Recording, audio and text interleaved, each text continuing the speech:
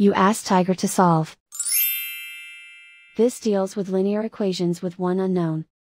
The final result is x equals -1/4.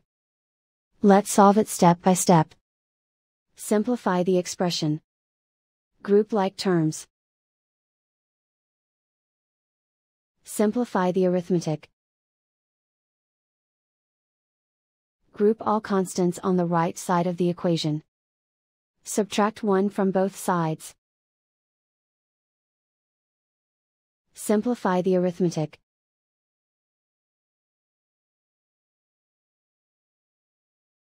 Isolate the x. Divide both sides by 4. Simplify the fraction.